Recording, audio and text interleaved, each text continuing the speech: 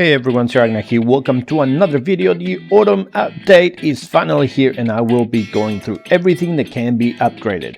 It's not much and I have a lot of items I can use, so I expect to be maxed by the end of this video. At the moment we have a full-time star bonus, which is really good to get the resources up. We also have a super bowler event and clan games about to finish, which is also gonna give us a few more items.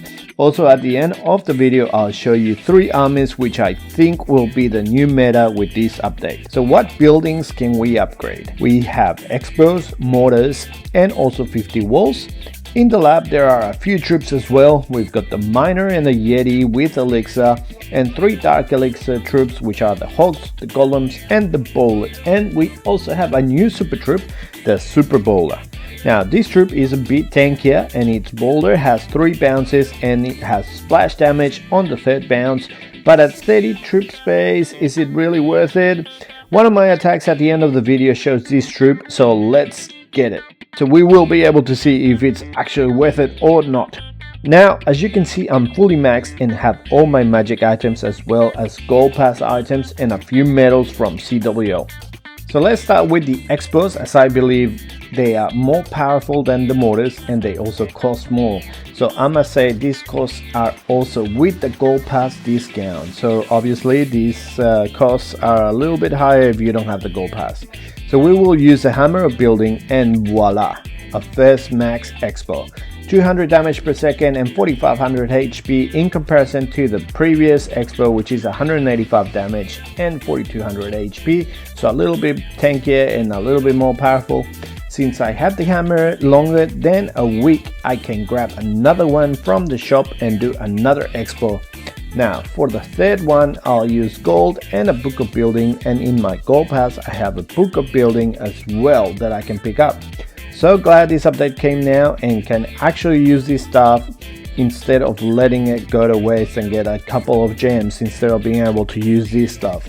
Usually that's what happens. They will bring the update after the gold pass expires, so then you can't use anything, but thankfully this time around we still had a few days left. So with that, that's all our expos done. Now with troops, I'm a Yeti man and it's more expensive than the miners, so I'll use the hammer and we can get a 2nd hammer as well from the shop and get the bowlers going this time around. I've loved bowlers since Town Hall 10, so I'm happy I'll be able to use them again in Town Hall 14. Now for the miner we will use the elixir and a book, and surprise surprise, we have another book in the pass, so we can use that book for the Hawk Riders.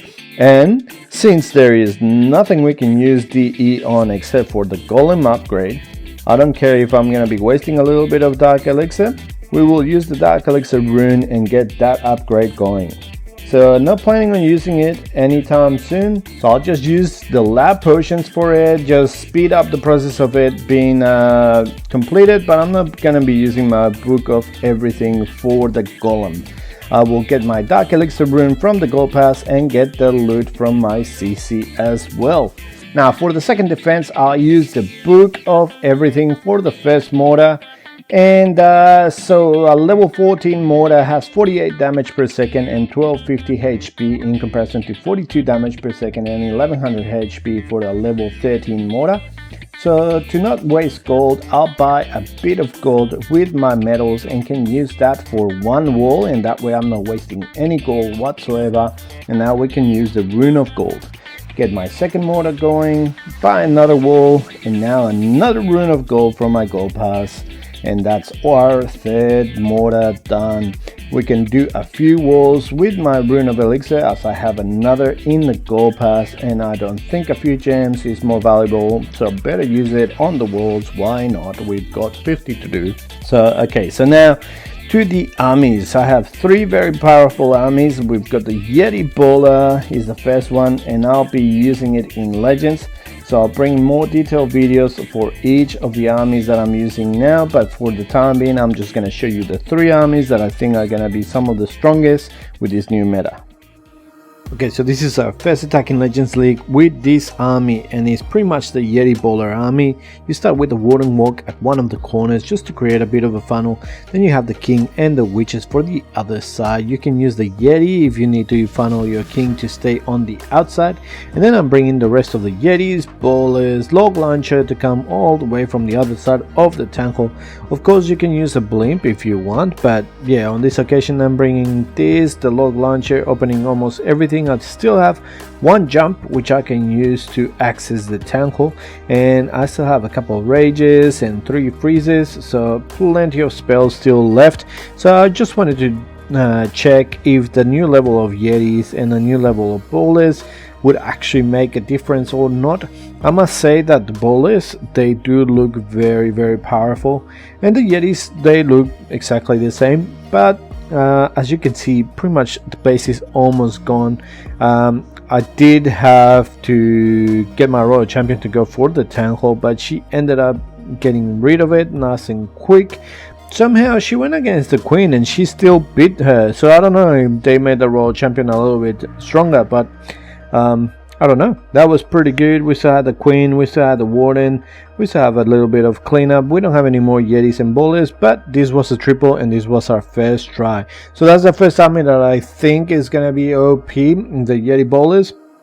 Now we have Madhav, and he did his first attack in Legends League and he came in with Hybrid. Now Hybrid used to be huge at Tank Hall 13, like everyone was using it over and over again.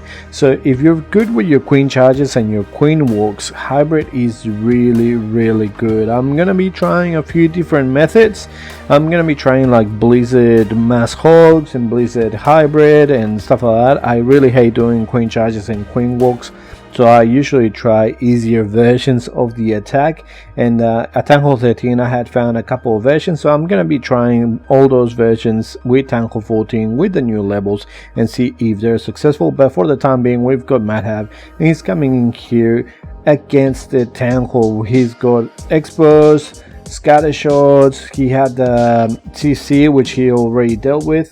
He sends his Super Wall Breaker so he can send his Queen inside, and she's going to be able to get rid of both Expos and both scatter shots in this compartment. Now when you're doing the Hybrid, for those of you that have never seen it, which I'm pretty sure everyone has, you have to get rid of one of the corners with your Queen. On the other side you put your King and Siege Barracks, and then you send your Miners and Hawks in between. You've got a couple of heals, you've got the Warden ability, and you also send your Royal Champion with your main pack. You get them going all the way in here. He uses his Warden ability. His Queen is still alive. There's not much damage for her left.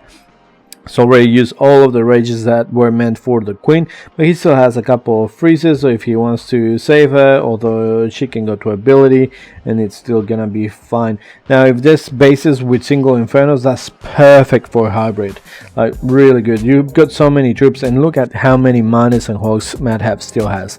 Really nice attack from Madhav against Fang with the Hybrid. And finally here we've got the Super Bowlers. So we've got Miggy that came up with this little Super Bowler smash, I'm guessing it is, and he's sending his blimp for the multi-inferno and the expo, and then putting the Warden from behind. If this had been me, I'm sure that my Warden would have gone stupid and would have followed the Yetis or would have followed the blimp, even though it's not supposed to.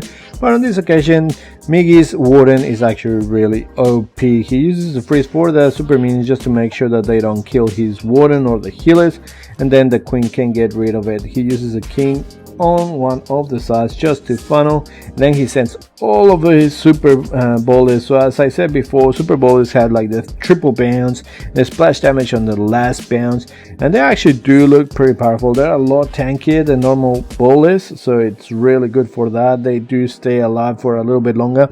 One thing that I've noticed is, like, if you manage to get your healers on the bowlers, those bowlers will never die. Like, they just can continue. And if you're going against a base that has multi-infernos, this is pretty much the attack strategy that you want to do. I believe that this is going to be pretty strong. As you can see, all 3 armies are ground armies, so I do believe, just like Yeti said in one of his videos, that ground is gonna be back and air is gonna die once again. They did nerf the Dragon Rider, so I do believe that they're still quite strong. However, they're not as strong as they were, and these troops will be. So those are my 3 armies that I believe are gonna be OP.